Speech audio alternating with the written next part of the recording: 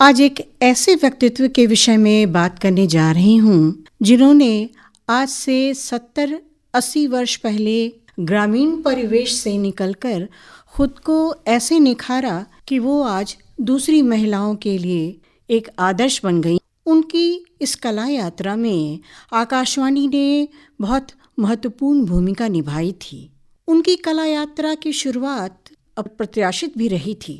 शायद उस दिन से जब मिथिला की एक बालिका वधू पटना आने के बाद आकाशवाणी तो घूमने गई थी, लेकिन वापसी में एक कलाकार बनकर निकली थी।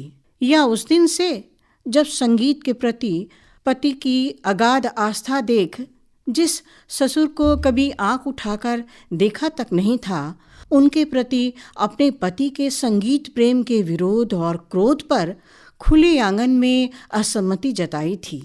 या फिर उस दिन से जब बेटी के लीक से हटकर जीवन जीने की शैली को तमाम सामाजिक विरोध के बावजूद स्वीकारा था और उसके संबल के लिए हर पल उसके पीछे खड़ी रही थी।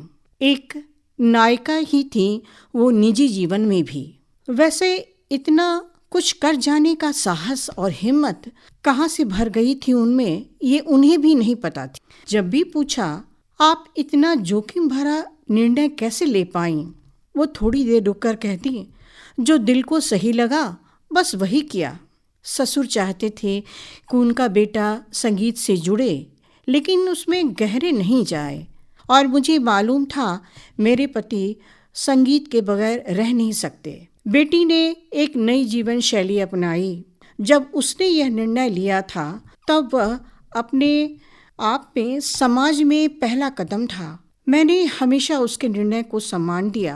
अगर 50 के दशक में मैं आकाशवाणी की कलाकार बन सकती थी तो 70 के दशक में बेटी मंचीय कलाकार क्यों नहीं बन सकती। बेटी की कला साधना अधिक महत्वपूर्ण रही मेरे लिए। लोग तो बहुत कुछ कहते ही रहे थे, उन्होंने हंसकर कहा था। उनके चेहरे पर आत्मविश्वास और संतोष की आभा थी। असाधारण जीवन जिया था इस साधारण सी दिखने वाली महिला ने। मधुबनी जिले के एक गांव के खेतिहर परिवार की बेटी। परिवार में माता पिता के अलावे दादा दादी और चाचा चाची तथा उनकी आधा दर्जन बेटियां। दादा की गोद में बैठ शिव पार्वती की कथा सुनना या दादा के पूजा के लिए फूल इकट्ठे करना, बस यही 2 काम थे कुंती के। बेटियों की ऐसी स्वच्छंदता बिल्कुल ही नहीं पसंद थी। चाचा को उनकी नाराजगी कुंती के दूसरे परिवार की बहू बन जाने के कितने वर्षों तक घेरे रहा था उसे। और आकाशवाणी पटना जाने के बाद जो हुआ वो प्रसंग तो भूलता नहीं। उस दिन 14 वर्ष की नवविवाहिता कुंती पति के साथ पहली बार आकाशवाणी पटना घूमने ले जाई गई थी। देखते ही देखते वहाँ मौजूद पति के कलाकार मित्रों परिचितों ने मैथिली ड्रामा में एक पात्र की भूमिका पकड़ा दी और मैथिली सेक्शन में बतौर कलाकार अनुबंधित कर लिया। इसे संयोग ही कहिए कि कुंती का पहला ही नाटक था उदयनाचार्य, जिसमें स्त्री पात्र की एक सशक्त भूमिका थी। कुंती जब तक इस परिवर्तन को समझ पाती, वो गांव की एक भोली भाली सी अनगढ़ नवविवाहिता से आकाशवाणी पटना की कलाकार बन चुकी थी। घर जाने के बाद जब पति ने इस परिवर्तन का एहसास दिलाया तो अपने नए व्यक्तित्व पर मान हो आया था कुंती को। लेकिन एक बारगी ही उभर आए इस सुखद प्रसंग ने बाद में उसके जीवन में जितना उथल पुथल मचा दिया, कुंती ने कभी इसकी कल्पना भी नहीं की थी। दरअसल पति ने सूचनार्थ कुंती अभिनीत नाटक के प्रसारण की तिथि और समय एक पोस्ट कार्ड पर लिखकर कुंती के गांव में रह रहे अपने एक मित्र को भेज दिया था। पति के मित्र की वाचालता के कारण आकाशवाणी पटना के कार्यक्रम की सूचना कुंती के चाचा के कानों तक भी पहुंच गई थी।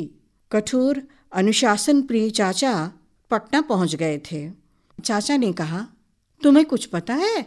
तुम्हारी वजह से हमारी कितनी बदनामी हो रही है। कुंती का चेहरा घबराहट से और सूख गया था। उसने सोचा, मैंने क्या गलती कर दी। वे आगे कहते जा रहे थे, सुना है रेडियो में तुम्हारी आवाज आती है। क्या भले घरों की बेटियों की कोई आवाज सुनता है? तुमने हमें अपमानित किया है।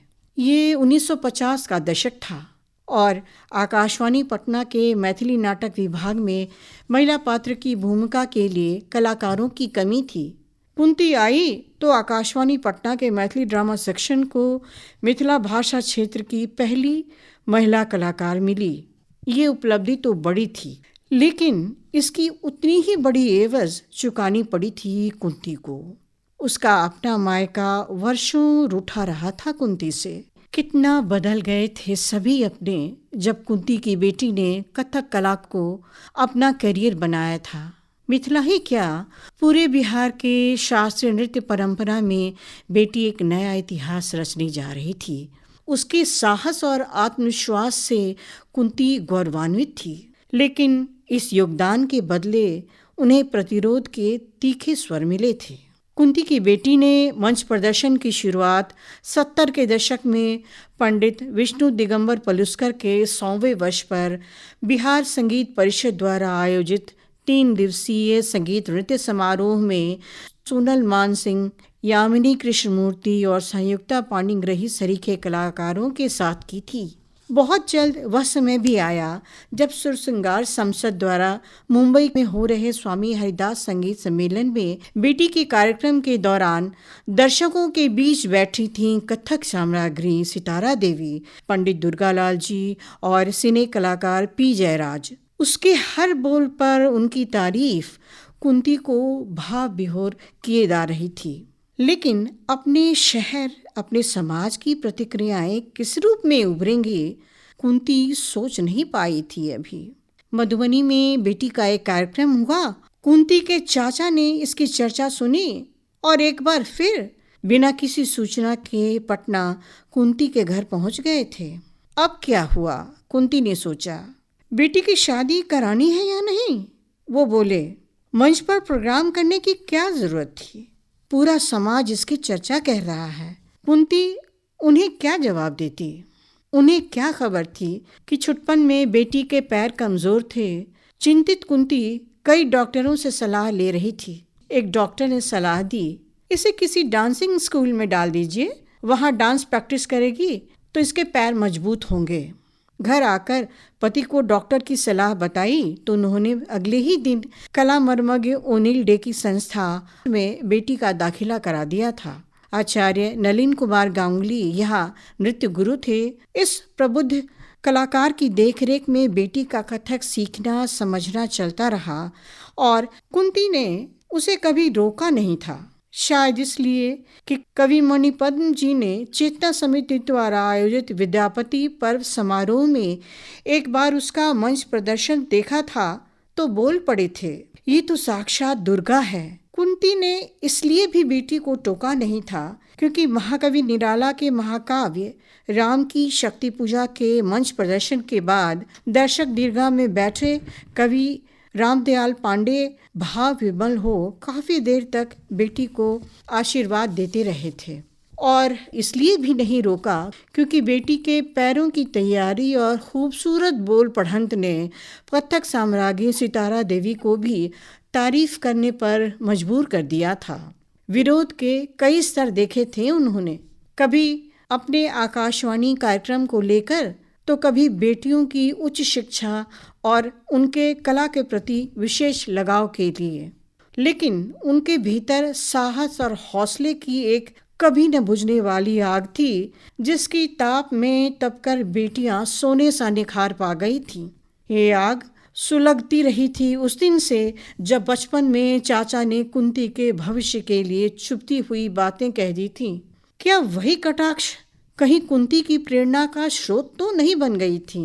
अक्सर बीते दिनों को याद करते हुए कुंती कहती, कितनी आसानी से चाचा ने कह दिया था भरे आंगन में कि शादी के बाद इतने समृद्ध परिवार में कुंती का निभा पाना मुश्किल होगा। शादी के बाद कुंती मधुबनी स्थित गांव के उस भरे पूरे परिवार से निकलकर नेपाल की तराई में बसे जमींदार घराने में गई।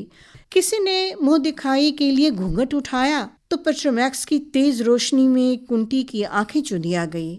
चारों तरफ लंबे चौड़े लोग ही दिख रहे थे। ये गांव के वो लोग थे जिन्हें जमींदार ससुर ने खेती संभालने के लिए अपनी ज़मीन पर बसा दिया था। अगली सुबह उनके स्नेह दुलार ने मन भर दिया था। ससुर के पड़ोसी जमींदार मित्रों, पहाड़ी परिचितों और गांव के बड़े बुजुर्गों का आना जाना लगा रहा। दिन यूं ही बीतने लगे थे। इसी बीच पति की एमए की पढ़ाई पूरी हुई और गांव आए तो लौटते वक्त कुंती भी साथ थी।